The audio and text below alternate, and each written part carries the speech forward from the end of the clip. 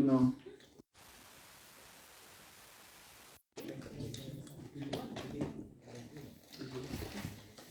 Antes vamos a hacer una oración.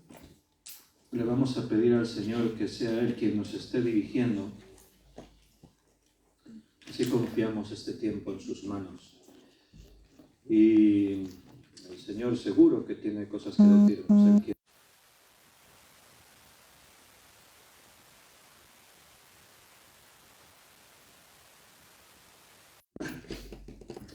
Padre, muchas gracias por un nuevo día, una nueva oportunidad que tú nos das de reunirnos en tu nombre. Qué bueno y delicioso es habitar los hermanos juntos en armonía. Allí envías tu bendición y vida eterna. Y tu palabra, Señor, nos llena de esa bendición. En tu palabra hay eternidad.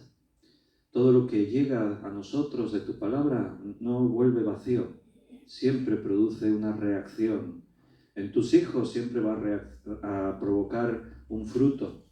Por eso lo necesitamos cada día, Señor. No importa los años que llevemos estudiando tu palabra, porque tú nos hablas de nuevo cada día. Cada día tienes algo nuevo que decirnos. Y estamos presentando este tiempo delante de ti porque necesitamos que nos hables, que tú, Señor, trates con nosotros. Hay cosas todavía en cada vida que tienen que ser cambiadas, perfeccionadas. Tú tienes que seguir esa obra que empezaste y que estamos seguros que la vas a terminar. Un día estaremos contigo en la eternidad, todos juntos. Ya no habrá egoísmos, no habrá malas intenciones, no habrá mentiras, no habrá guerras, ni terrorismo, ni catástrofes naturales, no habrá muerte. Estaremos para siempre contigo en una nueva creación maravillosa e increíble, algo que ni nos podemos imaginar. Pero todavía estamos aquí, en este mundo. Hay personas que aún no te conocen. Y es la cuestión más trascendente en la vida de cualquiera. Tenerte como Salvador o no tenerte, ahí está es la gran cuestión. Por eso, Padre, nos estamos preparando, buscándote, dejando que tú nos llenes para que tu palabra nos siga transformando y esté en nuestra boca para predicarla a todo aquel que está buscando y que no cree. Guíanos y bendice también a los hermanos que están en el directo de Facebook y los que ven el estudio en diferido. Quédate con cada uno. Gracias por los que pudieron venir y nos vemos aquí cara a cara. ¡Qué bendición! Te lo pedimos todo y te lo agradecemos en el nombre de nuestro Señor Jesucristo. Amén. Bienvenidos a todos. Me alegra mucho, de verdad, veros así cara a cara.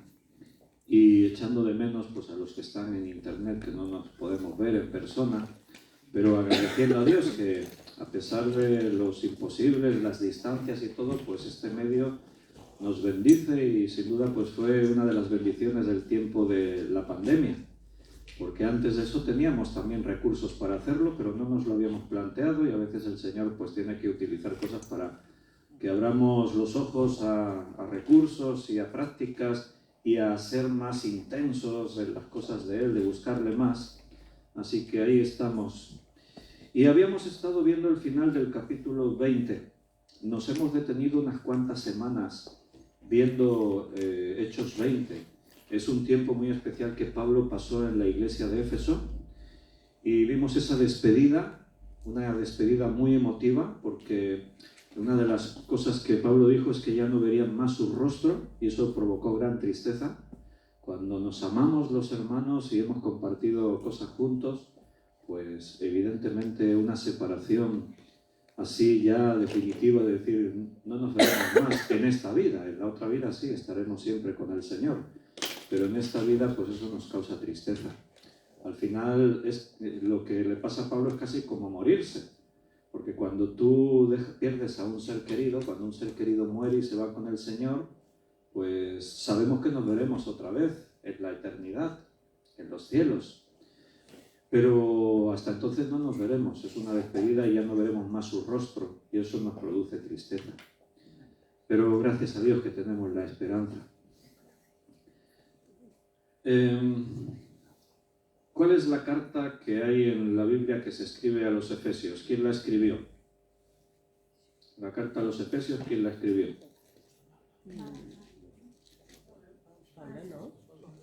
Pablo.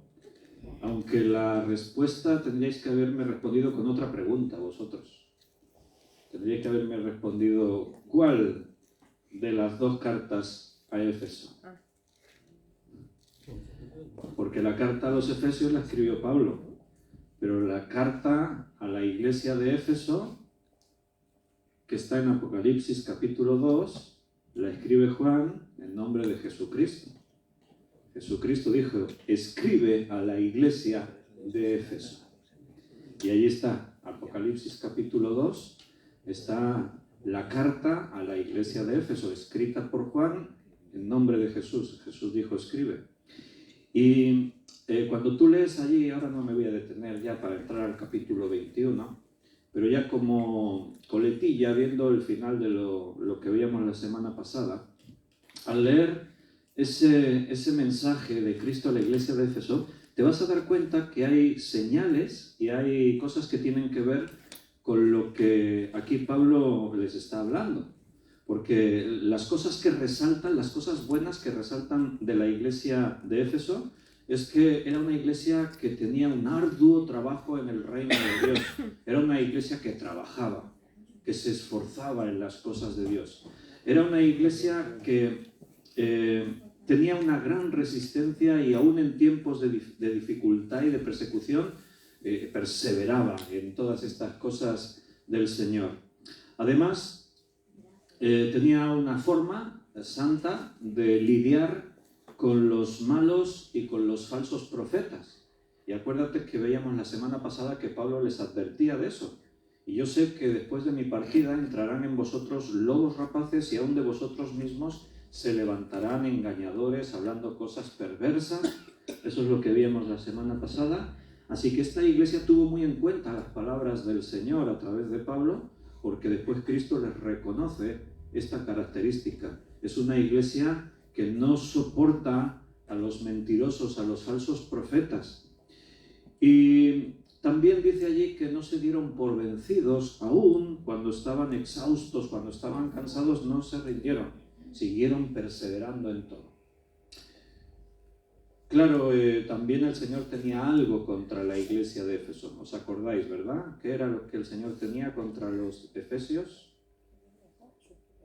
Tengo contra ti que has dejado tu primer amor. Por tanto, arrepiéntete, acuérdate de dónde has caído, haz las primeras obras, le dice a esa iglesia. Es una iglesia que lo tiene todo, podríamos decir, pero han dejado lo fundamental, lo esencial. Aquí en la despedida se ve un tremendo amor.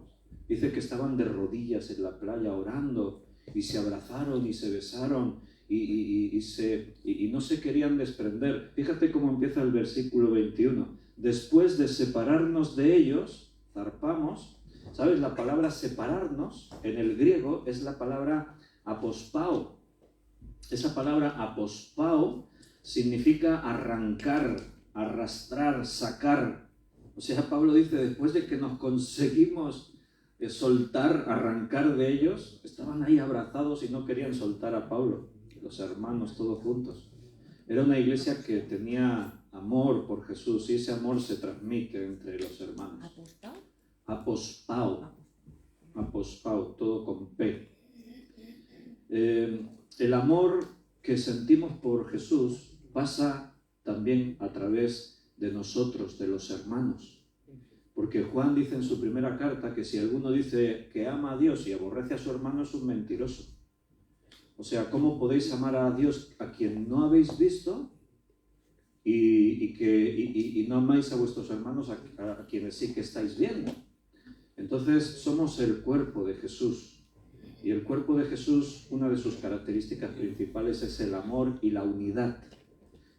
Jesús lo dijo en diferentes ocasiones. En la oración de Juan capítulo 17, él decía, para que sean uno como tú y yo somos uno, que sean perfectos en unidad. Y también decía Jesús que sean uno para que el mundo crea que tú me enviaste.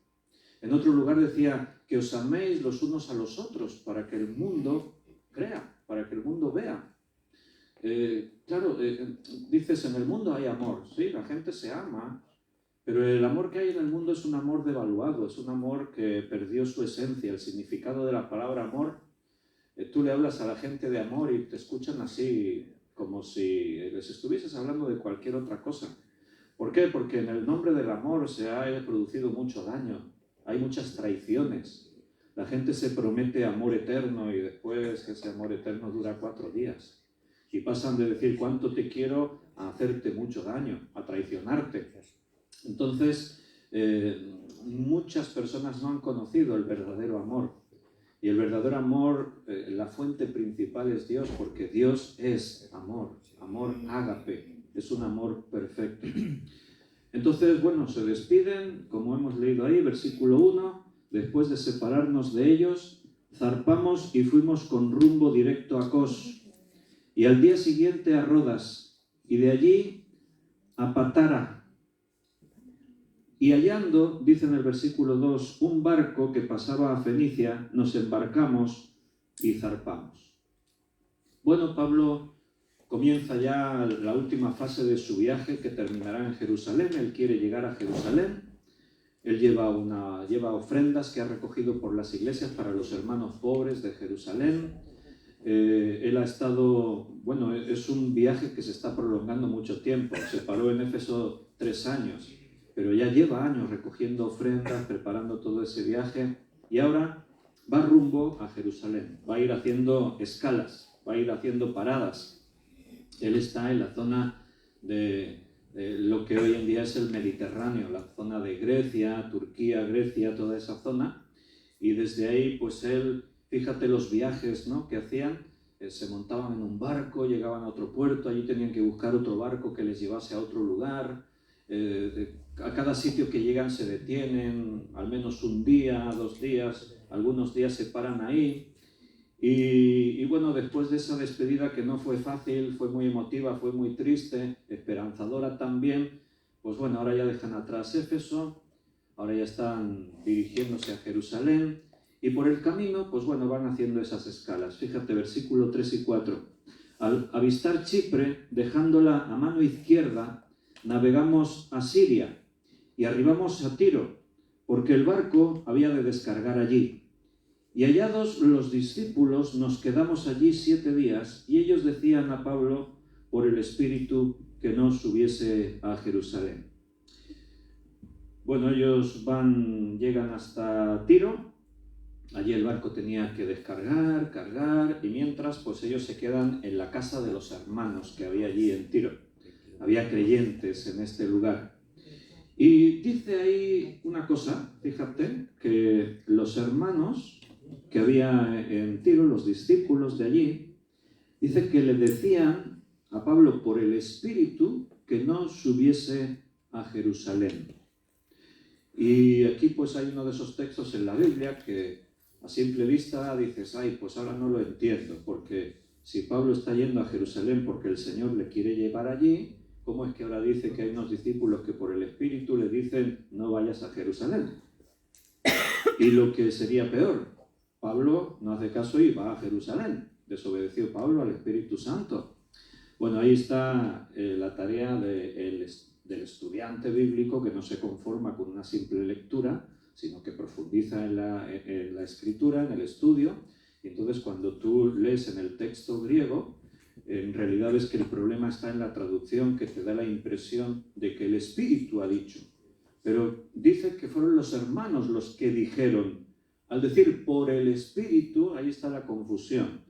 Y es que lo que el texto griego está reflejando es que lo que hicieron estos hermanos fue profetizar lo que el Espíritu les anunciaba. Y es que Pablo tendría que soportar aflicciones y persecuciones. De hecho, pues ya el Espíritu se lo había dicho al propio Pablo, capítulo 20, versículo 22 y 23 que ya leímos. Ahora he aquí ligado yo en espíritu, voy a Jerusalén sin saber lo que allá me ha acontecer, salvo que el Espíritu Santo por todas las ciudades me da testimonio diciendo que me esperan prisiones y tribulaciones. O sea, el Espíritu Santo lo había estado anunciando a Pablo, y aquí en Tiro se lo vuelve a anunciar. en Jerusalén te esperan tribulaciones y prisiones. Y esto es lo que los hermanos hicieron, le profetizaron. Por el Espíritu quiere decir eso, le dijeron, el Espíritu dice que te esperan tribulaciones y prisiones. El problema es que estos hermanos le decían, no subas a Jerusalén. Pero no el Espíritu, los hermanos, los discípulos le dicen, no vayas. O sea, el Espíritu Santo nos ha dicho que te esperan cárceles, prisiones y tribulaciones. Así que Pablo, no vayas. No subas, quédate con nosotros aquí. Eso es humano, es natural. ¿Qué pasó cuando Jesús le dijo a los discípulos, es necesario que el Hijo del Hombre, o sea, que yo, es necesario que vaya a Jerusalén, que caiga en manos de los gentiles, que me torturen, que me maten y que al tercer día resucite? ¿Qué pasó ahí? ¿Qué dijo Pedro?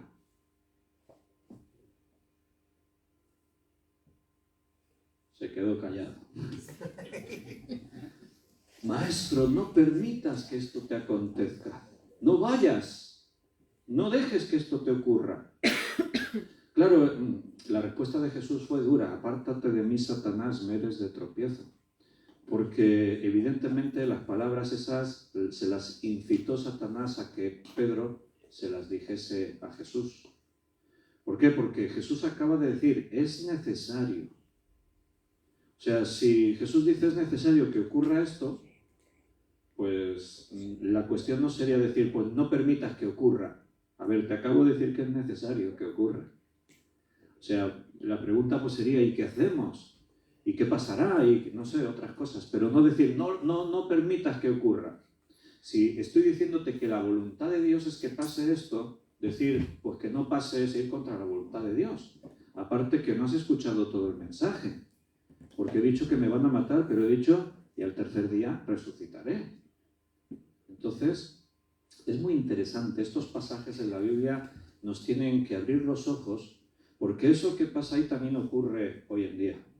La palabra de Dios es predicada, y según la actitud, la situación emocional del oyente, según cada persona, recibe la palabra de una manera.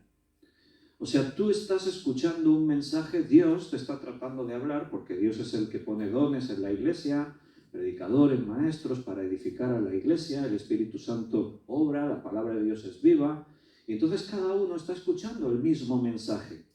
Pero unos reciben unas cosas y otros reciben otras. Unos, Dios les está hablando de una manera y otros les está hablando de otra. Pero lo que es peligroso es que unos se quedan con una parte del mensaje y no con todo el mensaje. Hay cosas que de alguna forma entramos en un estado de, no sé cómo llamarlo, nuestra mente entra en un estado automático. Estamos ahí escuchando y llega un momento en el que tú estás ahí en modo automático. Estás escuchando el mensaje. Y tu mente pues está ahí seleccionando. Esto suena bien, ajá, esto qué divertido, esto sí, esto es verdad, me tengo que esforzar más. Inconscientemente a veces, no, esto no, esto tampoco, no, esto me está exigiendo mucho, no, esto no va conmigo, esto es para aquel, esto es para el otro. Y sin darte cuenta eso ocurre en nuestra mente, porque si no, ¿cómo me explicas eso? Que Pedro y los apóstoles están escuchando a Jesús y Jesús les dice eso, y no se lo dice una vez, se lo dice unas cuantas veces. Y es necesario que ocurra y moriré y al tercer día resucitaré. Y cuando muere y pasan 3 días, nadie está esperando que Jesús resucite. Es que no escucharon. Aún después de las primeras noticias, los rumores, la tumba vacía, hemos visto al maestro. Vaya, ahí todos sorprendidos. ¿De qué se tratará esto? ¿Qué habrá ocurrido? Ni siquiera algunos por ahí se plantearon. Ay, ahora que me acuerdo, Jesús dijo que resucitaría. ¿Tendrá que ver? Hombre, si lo dijo, pues claro que tiene que ver. Habrá resucitado, por supuesto. Todo lo que Jesús dijo siempre tuvo toda la autoridad, siempre se cumplió. Entonces, aquí la profecía era cierta. A estos hermanos seguro que estaban en oración y el Espíritu Santo a ellos también, como ya previamente a otros hermanos y a Pablo mismo, el Espíritu le había revelado lo que le espera. Y entonces, pues esto venía del Señor, pero la interpretación estaba equivocada. Si el Señor quiere llevarte a Jerusalén, a pesar de las cárceles y tribulaciones que te esperan, pues rogaremos por ti, Pablo, que tu fe no falte. Siempre es humano y nuestra reacción principal es que si de pronto alguien te dice si coges hoy el coche tendrás un accidente, pues no lo cojo. Si te vas a tal lugar enfermarás, pues no voy. Si haces esto tendrás todos estos problemas, pues no lo hago. Claro, es humano, es natural tratar de evitar los problemas. Y, escúchame, es normal que lo hagamos eso. O sea, los cristianos no estamos llamados a donde estás tú siempre por ahí, ves un problema y sales corriendo para meterte en él. No, hombre, mira, allí la autopista, voy a cruzarla sin mirar. No estamos llamados a eso. Ahora, si Dios te dice, entonces sí. Si Dios te dice, te envío a tal lugar y que sepas que te va a pasar esto, vas a tener problemas, te mando de misionero a, yo que sé, Arabia Saudí, y que sepas que terminarás en la cárcel. ¿Cuál es tu actitud? Señor, si es tu voluntad, voy. Ah, no, si me van a meter a la cárcel, no voy. O tú se lo comunicas a la iglesia. El Señor me ha dicho que necesitan, los misioneros allí necesitan ayuda, y el Señor me ha dicho, vete a Arabia Saudí. Pero también me ha dicho el Señor que me van a perseguir y que terminaré en la cárcel. ¿Y cuál sería la reacción de los hermanos? Ah, hermano, no vayas. Claro, lo normal es eso. Escuchamos una parte. El Señor me ha dicho, esto de pronto se borró de nuestra mente. Nos quedamos con que seguramente termine en la cárcel. No, pues no vayas. Es normal. Pero tenemos que tener cuidado, porque Pablo está siendo guiado por el Espíritu Santo. Por eso Pablo continúa viaje a Jerusalén. Fíjate en otros detalles, no sé si os acordáis, que en otros lugares de Hechos hemos estado viendo algunas escenas cuando estaba por Antioquía. ¿Os acordáis aquel pasaje en el que se creó un gran tumulto, de que estaban allí toda la ciudad con la idolatría y acusaban a Pablo y a Bernabé y a los otros hermanos, y entonces agarraron a un creyente y lo empezaron allá a lincharlo, a pegarle, y todos querían atrapar a Pablo, y Pablo dijo, voy a dar la cara. ¿Os acordáis de ese pasaje? Y los hermanos le dijeron, no vayas. No solo los hermanos, las autoridades de aquella ciudad le recomendaron a Pablo, mejor que no vayas, no salgas a hablar con la muchedumbre porque están ciegos, no te van a escuchar. Es posible que te linchen ahí hasta la muerte. Y Pablo no salió. O sea, Pablo no era un temerario de que ahí veía el peligro y más chulo que nadie, ¿no? Hay peligro, yo voy. No. Seguro pues que le asustaba como a nosotros, si sabe lo que le está esperando, el Espíritu Santo se lo revela. O sea, cuando no venía del Señor, pues evitaba los problemas. Pero si el Señor le ha dicho, ves a Jerusalén, Pablo, obediente, va a Jerusalén. Entonces tenemos que tener cuidado cómo interpretamos lo que Dios nos muestra, lo que Dios nos está revelando todos los días. El otro día, no sé si ayer o antes de ayer, en el estudio, en directo por Facebook, estábamos hablando con la vida de Jacob, hablábamos de esto, ¿no? De saber direccionar nuestras vidas y saber encontrar la voluntad de Dios siempre. Yo decía, hay cosas cotidianas en las que tú no te vas a poner arrodillado a orar para, Señor, guíame en la compra, qué marca de arroz cojo, y qué tipo, el redondo, el largo, muéstramelo tú, porque no, eso no lo vas a hacer. Dios ya te da sabiduría para que tú siempre vivas de la forma más sabia. Y está implícito el que tú te puedas equivocar. Y digas, tenía que haber cogido la otra marca porque cogí el más barato y este arroz pues no sabe igual. No pasa nada. No tiene mucha trascendencia de eso. Pero después hay cuestiones en tu vida que sí tienen trascendencia. Hay cosas que te van a marcar en tu vida, te van a marcar situaciones que te pueden impedir cosas del Señor, que te pueden poner obstáculos, y entonces ahí sí tienes que, por ejemplo, una cosa que decíamos, decíamos, ¿con quién me voy a casar? Ahí tienes que tener seguridad de que el Señor te está guiando con la persona adecuada. Por eso la Biblia te enseña: no te unas en yugo desigual. Cuando tú buscas un lugar donde vas a vivir, es algo importante, porque hay muchas cosas que van a tener que ver con el lugar donde vivirás. Desde qué vecinos vas a tener, la facilidad de, yo qué sé, de un montón de cosas. El trabajo que vas a tener: Señor, necesito un trabajo, dame el trabajo adecuado. O sea, son cosas que te van a llevar a una situación. ¿Cuántas veces no hemos visto a hermanos que no tenían trabajo y hemos orado: Señor, dales un trabajo, y de pronto un día nos han dicho: ya tengo trabajo, pero no podré venir a ninguna reunión porque mi trabajo me impide venir a las reuniones? Vaya, y te quedas así, ¿no? Como pensando, ¿y será ese el trabajo que Dios le dio? A veces el Señor nos prueba y te presenta el trabajo más maravilloso del mundo, pero el trabajo más maravilloso del mundo te va a impedir estar con tu familia, te va a impedir reunirte con tus hermanos, te va a complicar la vida. Y entonces tú en oración dices: Señor, ¿realmente este trabajo es para mí o no? Y el Señor te va a mostrar. Benito. Sí, es que yo he visto en alguna ocasión hermanos que tenían responsabilidad en la iglesia y estaban bien con su trabajo, que tenían trabajo, que tal cual, y no sé, se le encendió la bombilla y que quería un trabajo mejor, que superase no sé qué, no sé cuántos, oye, y encuentra trabajo en Alemania y se va a Alemania. Y yo no entiendo muy bien eso. Porque si estás en una iglesia en la que estás desarrollando tus dones, en la que estás, no sé, el Señor te ha puesto ahí, ¿en serio que tienes que ir para un euro más irte a Alemania? Sí. Por ejemplo, no sé, eso me causa, no sé, Sí. no termino de entender eso. Bueno, no sé si se habrá oído bien, lo repito un poquito. Benito decía que no entiende cuando hay unos hermanos que a lo mejor están trabajando en la iglesia, tienen responsabilidades, obligaciones, y de pronto un día pues les sale una oportunidad para ir a trabajar a otro país, a Alemania, hipotéticamente hablando, una pareja, ¿no? Y entonces pues deciden irse a Alemania porque allí van a cobrar más dinero. Y Benito dice que no lo entiende. Bueno, cada uno delante del Señor tiene que saber lo que hace.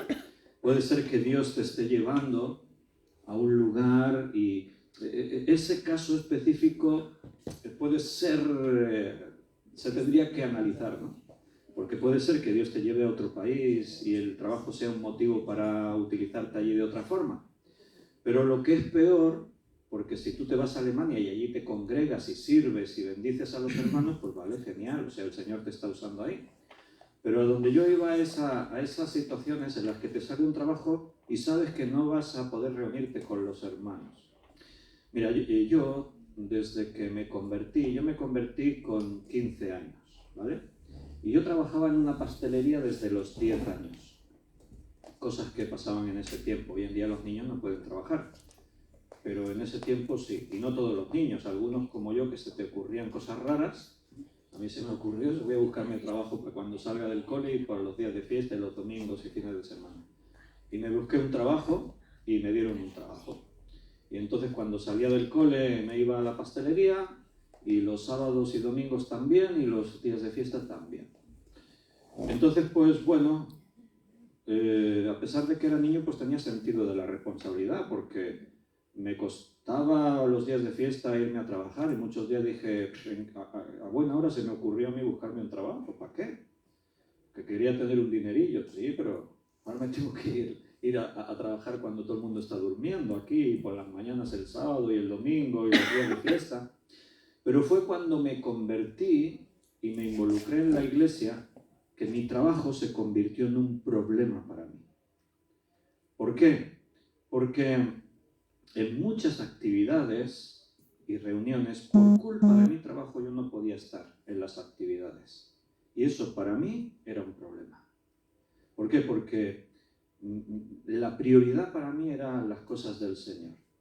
Y yo entiendo que un trabajo es necesario y que puede ser puntualmente que un trabajo te impide según qué reunión o según qué cosas.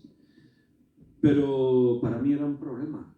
Y entonces era mi principal motivo de oración: Señor, dame otro trabajo. O sea, yo tampoco quería dejar ahí a mi jefe y eso colgado, porque yo era el que hacía todas las cosas. Mi jefe en la pastelería pues estaba delicado de los riñones, le hicieron un trasplante de riñón y todo, y yo era el único trabajador, así que el que hacía todas las cosas, todos los pasteles, toda la repostería, todo era yo. Y entonces que alguien nuevo tenga que aprender todo eso es trabajoso. Una pastelería artesanal tiene ya su propio estilo, su propia... Entonces a mí me sabía mal decirle a este hombre, me voy, porque si no yo seguramente me habría ido y después ya busco otro trabajo. Pero yo lo que hice fue ponerlo en oración. Señor, necesito otro trabajo. Haz tú como sea, porque yo no quiero un trabajo que me impide reunirme con mis hermanos. Y entonces pues estuve un tiempo orando así por eso. Estuve como 2 o 3 años. Y al final, pues lo que pasó es que el jefe de la pastelería, el dueño, al final decidió vender la pastelería. Por su enfermedad, aún era joven, pero por su enfermedad ya no podía continuar y entonces decidió venderla, traspasarla. Y me la ofreció a mí. Me dijo, quédatela tú. Ya para pagar todo, pues ya buscamos facilidades, porque era un negocio que estaba en marcha y era un negocio que funcionaba y sabías los ingresos que tiene, o sea, no hubiese cambiado nada. Los pasteles que se iban a vender eran los mismos y los clientes iban a ser siendo los mismos. O sea que yo sabía lo que podría ganar de dinero y se ganaba bien y me estaban dando las facilidades. Tener mi propio negocio con 19 años, imagínate, tu propio negocio rentable, con facilidades de pago, con lo que sea, quédatelo. Llevas aquí 10 años trabajando, quédatelo y yo dije, no puedo. ¿No puedes? ¿Cómo que no? O sea, todo se sorprendió, todo el mundo, ¿no? No puedo. Si ya trabajando para ti me es un problema, imagínate que es mi negocio, tengo que invertir más horas y más esfuerzo y no puedo. Mi prioridad es la iglesia, es mi grupo de jóvenes, es la alabanza, es todo, no puedo. Y entonces, pues la traspasaron y donde estaba la pastelería, ahora hay una óptica, fue una óptica la que compró ese local. La pastelería la cerraron. Es una óptica que hay en el patio, aquí en Valls. Entonces, pues yo dije, tranquilo, yo estaba orando, así que el Señor pues es el que me ha llevado a esto y el Señor me dará el trabajo adecuado. Y entonces pues yo, claro, llevaba un montón de años trabajando, tenía mi paro completo, podía haber estado en paro pues cobrando creo que era entonces como 2 años y pico. Y yo dije, pues ahora estoy tranquilo, ya voy a estar un tiempo así, pero no sé la gente la preocupación que tenía, que estaban todos preocupados de que me había quedado en paro. Y a los 15 días ya me habían buscado trabajo, ya estaba trabajando yo otra vez. Yo, pero que no tengáis prisa, que se ha quedado en paro el Víctor, vamos a orar. Y a los 15 días ya, anda, que descansé mucho, digo, voy a descansar ahora. No, ya estaba trabajando. Y me puse a trabajar en una empresa que fabricaban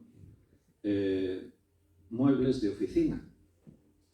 Entonces, ya era una empresa normal. Yo trabajaba de turno de mañana, los fines de semana libraba, los días de fiesta también, estaba contento. Digo, pues ya está. Ahora ya estoy contento y estaba bien, era una empresa que estaba bien. Estuve 3 años en esa empresa y en 3 años pues me hicieron oficial de primera porque me puse en la cabina de pintura a pintar todo lo que eran los muebles de oficina y estaba yo, o sea que todo lo que salía de la fábrica pasaba por mis manos y yo me administraba el trabajo como a mí me iba bien. Estaba encantado de la vida, el encargado era amigo mío, se metía allí en la cabina conmigo y nos liábamos a hablar de los Rosacruces porque él era muy esotérico y yo le explicaba con la Biblia, pero eso y no sé qué, y unos debates allí impresionantes, o sea que estaba bien en la empresa. Algún día decía, pues hoy cuando se vayan todos me quedo, que me tengo que hacer una mesa para el escritorio y me quedo y me la fabrico. Y me quedaba, y la fábrica para mí solo. Estaba yo allí pues casi como el jefe de la fábrica, encantado de la vida. Pero a los 3 años de estar ahí la empresa esa quebró, falló. Fueron años de crisis, estamos hablando pues de aquellos años del 95, 96, por ahí, que hubo mucha crisis. No, antes de eso, perdón, estoy hablando finales de los 80, que hubo ahí mucha crisis y tal, y esa fábrica pues quebró, falló. Y entonces pues me busqué otro trabajo, me lo buscaron, siempre me han buscado el trabajo, no me dejan nunca estar tranquilo unos meses parado, me buscaron trabajo otra vez, un hermano de la iglesia que trabajaba en la Salter, que es una fábrica que está en un pueblo yendo hacia el Vendrell, ahora no me sale el nombre del pueblo, Salomó. No, bueno, no es Salomó, es más Llorens, al lado, cerca de Salomó. Y ahí hacen, la Salter fabrican todo lo que son las máquinas, los discos de los gimnasios, de las máquinas de gimnasia, todo eso lo fabrican ahí. Y entonces pues me puse a trabajar ahí, también en la cabina de pintura, pintando los discos, de las pesas, de todo eso ahí. Y ahí estuve 6 meses y al acabar el contrato pues también, estuve un año entero y también me tuve que salir. Y entonces dije, esto es un rollo, esto ahora entro en un sitio, ahora estoy en otro, digo, así que me voy a poner por mi cuenta. Me voy a hacer autónomo y voy a trabajar por mi cuenta. Estamos hablando del año 90, por ahí. Y entonces pues me puse, después de eso, en el 90 ya estaba yo de pintor. Sí. Y entonces pues me puse, no sabía qué hacer, ¿qué hago?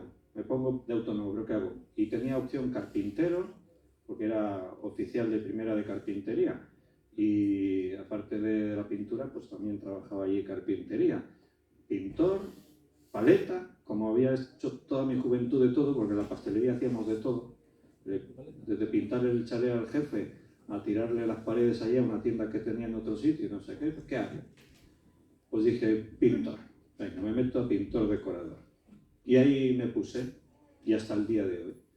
Y ser autónomo, pues te da eso, la gran facilidad de administrar tu tiempo.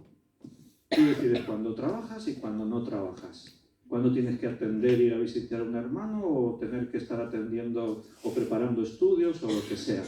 Entonces, pues te adaptas así. ¿Por qué os he explicado todo esto? Pues para darte mi testimonio, es mi testimonio. O sea, cuando tú buscas un trabajo, lo natural es que pienses que sea un trabajo que gane bastante dinero, que me guste, y es normal. Buscas un trabajo pues que te dé dinero, que te guste, pero tienes que plantearte como cristiano otras cosas que quizás son prioridades. Y es que no te impida ese trabajo estar involucrado con la iglesia, porque el cristianismo pasa por la iglesia, nunca es individual. Si tú eres creyente, formas parte del cuerpo de Cristo, la iglesia, y el Señor obra a través de la iglesia, y el Señor te dará oportunidad para que sirvas en la iglesia, y entonces tienes que tener un trabajo que se amolde a eso, no que tu vida se amolde al trabajo. Y ya no estoy hablando de esos trabajos que la gente está ahí trabajando y no ven a su familia toda la semana. Y entonces al final dices, ¿y para qué trabajar tanto? Trabajas y no estás ni con tu familia, ni puedes estar en la iglesia, y por eso tenemos que tener esa sabiduría. El otro día veíamos que Pablo trabajaba con sus manos y hacía tiendas, era autónomo, pero trabajaba lo justo. Y hubo alguna temporada que no trabajó, ahora se acaba de ir de viaje hacia Jerusalén, ha dejado el trabajo. Y ahora confía en sobrevivir, pues quizás de algo. Hay que tener en cuenta de que él trabajaba y era un buen trabajo, o sea que posiblemente también ahorraba, porque dijo que estas manos me han servido para sostenerme a mí mismo y para ayudar a mis hermanos. O sea que su trabajo era rentable, le daba, así que es posible que también hubiese ahorrado. Pero en cualquier caso no ves a Pablo diciendo, me hubiese gustado enseñaros de día y de noche durante estos 3 años, pero no podía por mi trabajo. No. Él trabajaba por la mañana muy temprano y por la tarde ya estaba enseñando. No estaba todo el día, a todas horas trabajando. Y entonces pues tenemos que saber encontrar esos momentos. Así que tenemos que tener esa sabiduría de enfocar nuestras vidas, de las cosas que Dios nos revela, de buscar la voluntad de Dios. Siempre tenemos que dejar que sea Dios el que nos guíe, el que nos hable. Porque cuando somos nosotros, Dios te va a respetar, ¿eh? No te vas a ir al infierno porque escojas mal, porque te equivoques. No, pero sí, claro, después vas a tener que sufrir las consecuencias. Y no serás tan bendecido. Todo hijo de Dios tendría que poner las cosas de Dios en primer lugar, y Dios se hace cargo de eso, te lo puedo asegurar. Versículos 5 y 6. Cumplidos aquellos días, salimos, acompañándonos todos con sus mujeres e hijos hasta fuera de la ciudad, y puestos de rodillas en la playa, oramos. Y abrazándonos los unos a los otros, subimos al barco y ellos se volvieron a sus casas. Estuvo unos pocos días ahí detenido en Tiro, mientras el barco descargaba, cargaban, se aprovisionaban. No dice cuánto, pero dice que cumplidos aquellos días. Estuvo ahí unos cuantos días. Y fue suficiente pues para volver a tomar cariño con los hermanos. Porque cuando tú eres del Señor y conoces a una persona que es del Señor, pues inmediatamente ya sientes cariño por esa persona, porque estamos unidos en el amor de Cristo. Y Pablo llegó ahí, estuvo ahí con ellos. Fíjate qué lujo para la iglesia, ¿no? Imagínate que viene Pablo aquí porque está de paso y se queda aquí con nosotros unos cuantos días. Pues seguro que hacemos lo posible para que no se vaya. Le saboteamos el barco, hacemos lo que haga falta para que no se vaya. No, que el Espíritu Santo ha dicho que te van a meter a la cárcel en Jerusalén, no vayas, quédate con nosotros. Bueno, humanamente eso es lo que nos gustaría, pero si el Señor tiene sus decisiones, pues tenemos que aceptar lo que el Señor nos pide. Así que fíjate cómo no es la misma escena que la despedida de Éfeso, pero parecida. Otra vez están, como pasó allí en la playa, cuando se despide de los hermanos de Éfeso, otra vez están en la playa y otra vez están de rodillas todos orando. Es una imagen muy hermosa. Te imaginas a los hermanos en la playa, el barco está fondeado más adentro, allí en la orilla están las barcas en las que suben las personas que llegarán hasta el barco para subir al barco y salir de viaje. Y ellos están ahí en la playa de rodillas, orando, agradeciendo al Señor, pidiéndole por Pablo, que le guíe en el viaje, que le dé las fuerzas para enfrentar esas tribulaciones que le van a venir, que pueda bendecir a otros hermanos. Y otra vez dice que se abrazaron unos a otros y lloraron, agradecidos a Dios. Qué privilegio ser parte de la iglesia y poder amar a los hermanos y sentir que los hermanos te aman. La verdad es que es una bendición. Se cumple lo que dice el Salmo, esa bendición tan especial cuando están los hermanos juntos en armonía. Porque cuando no hay armonía, pues entonces todo falla. Hay iglesias que ir a la reunión se hace muy pesado. ¿Por qué? Porque está el hermano que no te cae bien, está el otro que te critica, está aquel al que tú criticas, hay un mal ambiente. Es como esas reuniones de vecinos de las comunidades, que se convoca la reunión de vecinos y va el presidente, el secretario y dos vecinos cotillas más y ya está, no va nadie más. ¿Por qué? Porque son un rollo las reuniones de vecinos. Ahí todos se discuten, se pelean, unos se critican a otros. Si la iglesia es así, pues es normal que uno no quiera ir. Pero cuando vas a la iglesia y sientes el calor de los hermanos, sabes que los hermanos oran por ti, sabes que tú estás orando por ellos, que estamos en ese feeling, con un único deseo, servir y agradar a Dios, hacerle el culto a Dios, adorarle y alabarle a Él, pues eso es hermoso. Y los hermanos de estos lugares, pues sin duda estaban en esa onda, estaban ahí. Así que salimos. Los creyentes de Tiro no querían que Pablo se marchase, evidentemente. Oraron y Pablo se deja guiar por el Señor. Evidentemente el deseo es bueno, no te vayas, pero tengo que irme, Dios quiere que vaya a Jerusalén. Y fuera de la ciudad, en la playa, de rodillas y abrazándose, oraron. Y versículo 7 dice: y nosotros completamos la navegación saliendo de Tiro y arribando a Tolemaida, y habiendo saludado a los hermanos, nos quedamos con ellos un día. te das cuenta, qué bendición, que a todas las ciudades que llegaban habían hermanos. Esto es una bendición, y gente desconocida, porque no se conocían, ni siquiera por WhatsApp ni por Facebook. Hoy en día, pues, antes de conocer a un hermano en persona, a veces ya lo conoces por Facebook y eso, ¿no, Isabel? Ella tuvo la ocasión de conocer la iglesia antes de conocernos en persona por Facebook, porque hace poquito que está aquí de México. Y te pasa eso muchas veces. Incluso hermanos que estamos cerca. La última vez que fui a predicar a otra iglesia, a Cambrils, cuando fui allí a predicar y me saludé con los hermanos, pues algunos hermanos me recibieron muy entusiasmados. ¡Qué bien verte en persona!, me dicen. Digo, sí, claro, te vemos todos los días por Facebook, en directo, y así en persona te podemos tocar y todo, ¡qué bien! Y digo, pues sí, claro, es verdad. A mí me ha pasado eso con otros hermanos, que a veces has estado ahí escuchándoles y un día que los puedes ver en persona, pues te alegra. Y te das cuenta, pero estos hermanos no conocían a Pablo solo de oídas, de referencia, pero estaban deseando que los hermanos llegasen, y llegaban y le abrían sus casas, los recibían, los alojaban, y esa es la verdadera iglesia. Yo cuando me convertí, y creo que los tiempos han cambiado, yo me convertí en el año 81, y en toda esa década de los 80 recuerdo perfectamente que cuando por vacaciones, por lo que fuera, ibas de viaje a algún sitio, lo primero que hacías al llegar era buscar a ver dónde está la iglesia evangélica. El Badebekun, a ver dónde está el Badebekun, y ahí buscabas. Eran los tiempos que no había internet, lo digo así porque algunos me miran así, ¿qué es eso del Badebekun? Ahora nos hemos acostumbrado a la era digital. El Badebekun era un librito con las direcciones de todas las iglesias evangélicas de España. Y entonces tú buscabas ahí en el directorio.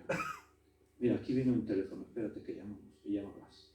Diga, que estaba buscando la iglesia evangélica. Ah, sí, estamos aquí en la calle tal, no sé qué. Y ¿hacéis reuniones? Sí, estamos. Ah, pues vendremos. Ibas y los hermanos te recibían con una sonrisa, nos abrazábamos. ¿Y de dónde venís? ¡Ay, qué bien! Y les explicábamos y nos explicaban y no sé qué. Y qué alegría. Y no nos conocíamos de nada, pero era como si fuésemos hermanos. Es que éramos hermanos, ¿no? Pero yo creo que con los años eso ha cambiado. Porque ya después, años después, me pasó alguna vez que llegabas a una iglesia y la buscabas y la encontrabas y llegabas y entrabas todo contento. Hermanos, y te miraban así como, ¿este quién es? Soy un creyente de Valls, de Tarragona, de Cataluña. Ah, está bien, yo soy Juan. Y te quedabas así como, ¿qué pasó? Había como frialdad.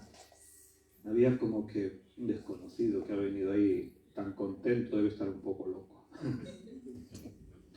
Y te quedabas por ahí, ¿no? Pues ya te sentabas ahí, bueno. Esperabas que alguien se te acercase, no se acercaba a nadie. Y decías, vaya. El carácter cristiano es un carácter así, fraternal, de amistad, simpático, atento. O sea, cuando tú eres creyente y conoces a otros creyentes, pues te alegras y los saludas y los bendices, porque es lo normal, o debería ser así, ¿no? Pero cuando la iglesia es simplemente una religión de domingo, pues claro, entonces sí pasan esas cosas. La gente va a la iglesia pues como van al club social, y entonces pues los que son amigos, y dentro de la propia iglesia pues están los círculos de amistad y otros que no lo son, y existen todas esas cosas. Pero una cosa buena que aquí nos vemos en este texto es que la iglesia, fíjate cómo se estaba extendiendo por todas partes. Acuérdate que hace pocos años la iglesia surge en Jerusalén. O sea, los primeros creyentes están en Jerusalén. Ahí el Señor le dijo, id a Jerusalén, esperad, recibid el Espíritu Santo. Y me seréis testigos en Judea, en Samaria, en Jerusalén, Judea, Samaria, hasta el último de la tierra. Y han pasado pocos años de eso, y fíjate cómo se ha extendido el Evangelio. O sea, Pablo está de viaje, se para en un lugar, allí hay un grupo de creyentes. Van con el barco a otro lugar, se paran allí, hay otro grupo de creyentes. O sea, la iglesia se extendió en pocos años de una forma muy sorprendente, y quiero recordarte que la causa principal de esa extensión de la iglesia fue la persecución. Porque al principio estaban todos allí concentrados en Jerusalén. La iglesia de Jerusalén crecía, pero estaban todos allí. Algunos maestros han calculado que hubo decenas de miles de creyentes en Jerusalén, allí todos juntos. Pero cuando la persecución comienza allí en Jerusalén, pues ahí lo leímos en Hechos, no quedó más remedio, muchas familias tuvieron que escapar, huir, y se marcharon a otros lugares. Y allí donde iba una familia de creyentes, pues allí ya nacía una nueva iglesia. Y así el Evangelio se fue extendiendo. Los viajes de algunos hermanos, como Pablo, Bernabé, hicieron 2 equipos, aunque aquí en Hechos no lo vemos porque Hechos no nos lo cuenta todo, pero es muy posible que ya hubiese más equipos de misioneros, de gente que viajaba predicando el Evangelio por todas partes. Y fíjate qué bueno que la iglesia no paraba de extenderse. Allí donde quieras que ibas te encontrabas grupos de creyentes. Y no eran creyentes de estas iglesias frías que yo te decía, eran creyentes con sus casas abiertas para ti, con una sonrisa en su cara y con todo ese amor cristiano que es santo, es sano, es puro. Versículo 8 y 9. Al otro día, saliendo Pablo y los que con él estábamos, fuimos a Cesarea. Y entrando en casa de Felipe, el evangelista, que era uno de los 7, posamos con él. ¿Quién es Felipe? El evangelista, uno de los 7. ¿Qué 7? No me digáis los 7 magníficos. Los 7, ¿yo le he dicho? Diáconos. Los 7 diáconos, muy bien. Tú cuando respondas me miras a mí. Dice, los 7 diáconos, y mira a Gaby. Gaby es el maestro en su casa. Correcto, ¿no? Sí, claro, ¿ves? Yo que lo sabía. Los 7 diáconos. Felipe lo hemos tenido ya como protagonista en alguna de las escenas, especialmente allí en el capítulo 8. Él fue utilizado por Dios poderosamente en Samaria. Ahora no sé si lo digo bien, déjame que pienso. Felipe, sí, en Samaria. En Samaria hubo un gran avivamiento. Allí salían fuera los demonios, andaban enfermos, se convertía gente por todas partes. E incluso desde Jerusalén llegó la noticia, oye, en Samaria está creciendo el Evangelio impresionante, y vino incluso Pedro y algunos apóstoles para apoyar y ayudar allí a Felipe. Y estando en medio de todo ese avivamiento, dice allí que el Espíritu Santo le dijo a Felipe, apártate de este lugar a un lugar desierto, quiero llevarte a un sitio. Y Felipe obedeció y fue a un lugar desierto, ¿para qué? Para encontrarse con un eunuco, que era el jefe de una princesa y que parece que era creyente en el judaísmo, creía en el Dios de los judíos, en Jehová. Y allí iba leyendo el Antiguo Testamento, exactamente al profeta Isaías. Y entonces Felipe pues, se puso allí al lado de este hombre, le preguntó, ¿entiendes lo que lee? Dijo, pues no, si nadie me lo explica no lo puedo entender. Y entonces le explicó que ese texto de Isaías 53 hablaba de Jesús. Le predicó el Evangelio y este hombre creyó, fue bautizado. Y allí dice, mira, lo podemos leer, porque allí nos da la referencia que nos conecta con este pasaje en el que estamos ahora. En Hechos 8, en el versículo 40 dice, pero Felipe se encontró en Azoto y pasando, bueno, el 39 dice, cuando subieron del agua, el Espíritu del Señor arrebató a Felipe y el eunuco no le vio más y siguió gozoso su camino. Pero Felipe se encontró en Azoto, no sabemos cómo, dice que lo arrebató y él se encontró allí en Azoto, un milagro del Señor. Azoto es una ciudad, un pueblo. Y pasando anunciaba el Evangelio en todas las ciudades hasta que llegó a Cesarea. ¿A dónde ha llegado Pablo ahora? a Cesarea. ¿Y quién hay allí? Felipe. Allí se quedó, en esa región. El Señor lo dejó en ese lugar y ahí Felipe está todavía predicando el Evangelio. Así que muchos de esos creyentes que hay por ahí es gracias a el trabajo que el Señor ha estado haciendo a través de este hombre, Felipe, uno de los que fueron escogidos al principio como diáconos, hombres llenos de sabiduría, del conocimiento de la palabra, de buen testimonio, y Dios lo ha estado utilizando. Y qué bueno que la gente te conozca con ese título, Felipe el Evangelista. Es un ministerio, sobresaliente. Alguien que te reconozca la gente por ser alguien que predicas el Evangelio por todas partes, que estás anunciando el mensaje de la salvación de Cristo por todas partes. Qué bueno. Y también se nos da otro dato ahí acerca de Felipe, en el versículo 9. Este tenía 4 hijas doncellas que profetizaban. Tenía 4 hijas solteras que eran profetisas, profetizaban.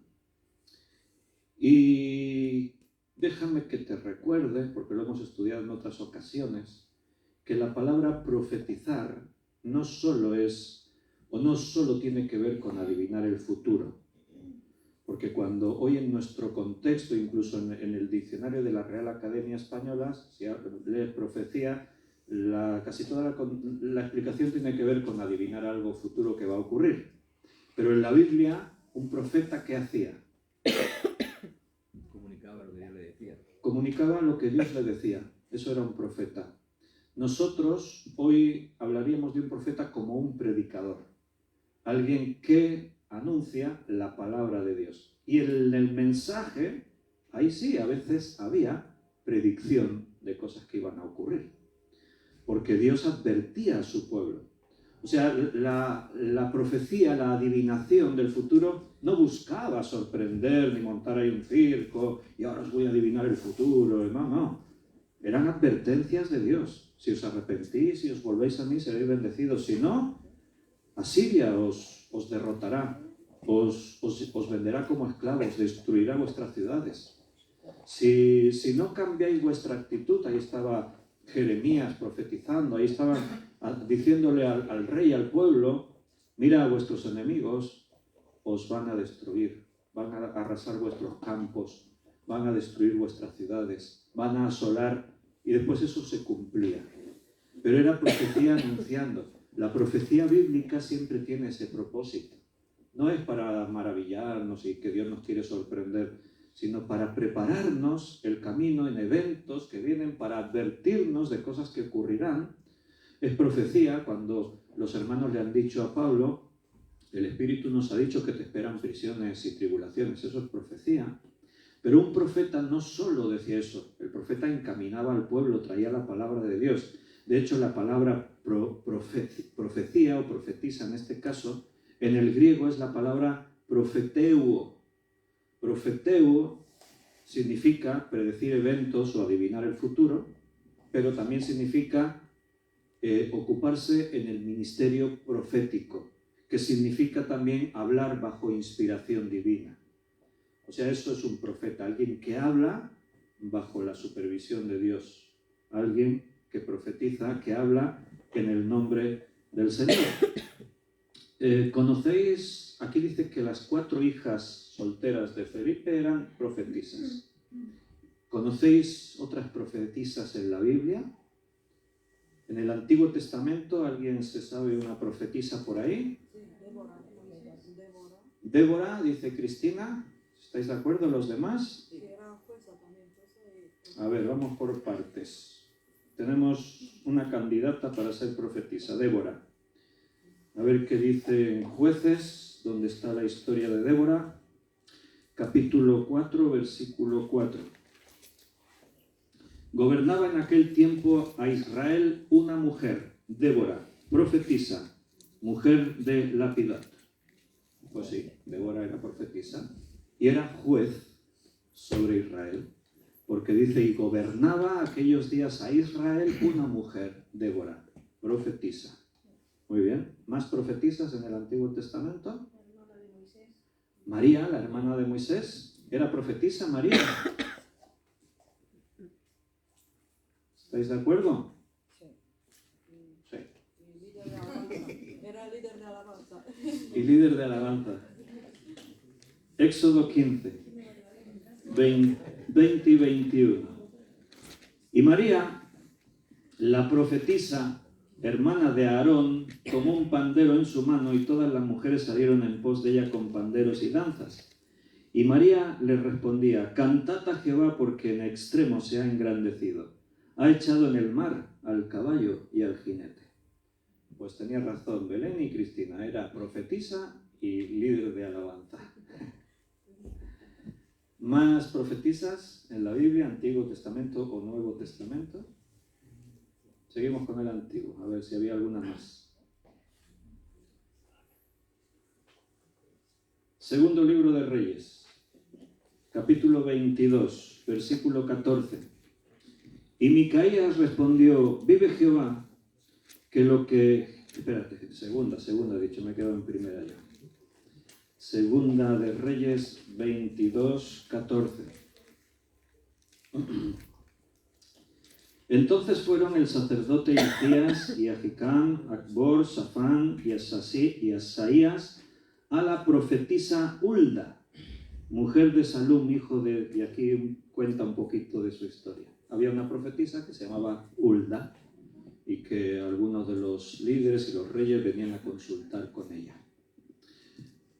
Nehemías 6:14, ahí tenemos otra profetisa.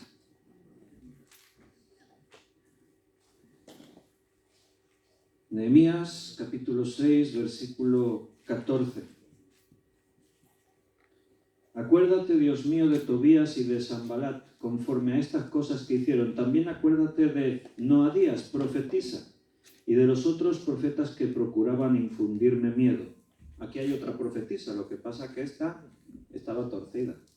Esta profetisa no estaba en armonía, intentaba infundir miedo a Nehemías y se ponía de parte de los amigos estos que eran negativos.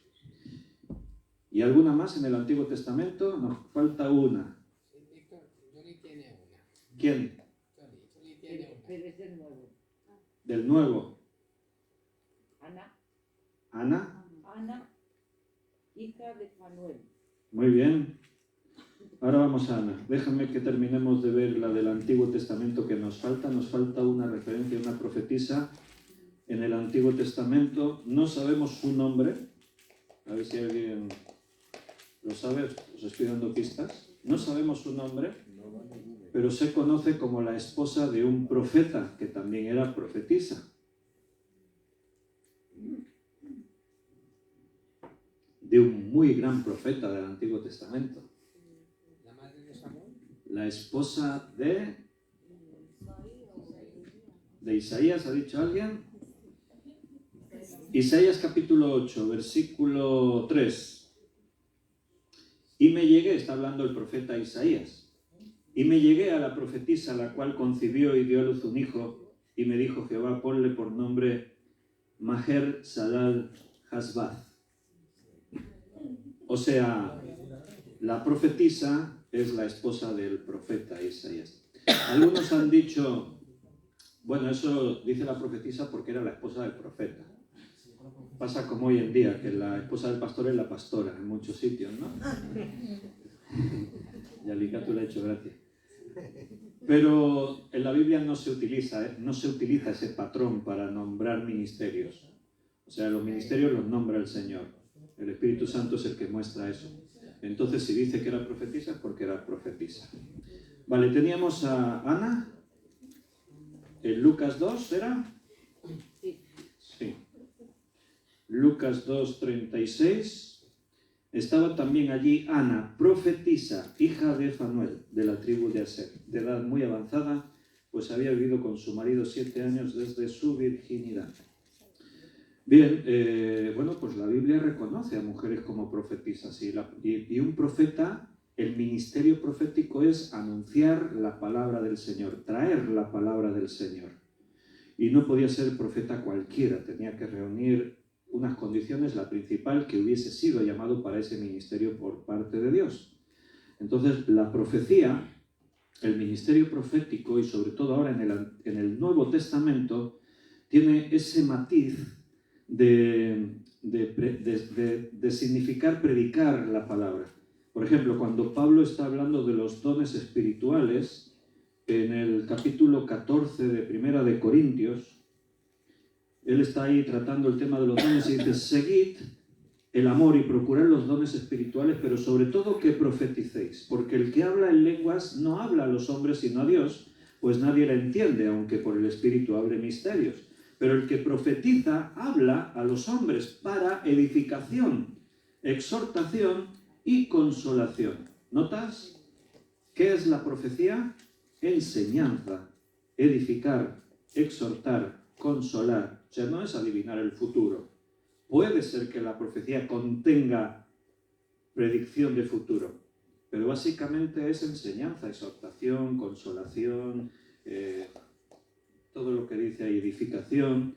El que habla en lengua extraña a sí mismo se edifica, pero el que profetiza edifica a la iglesia.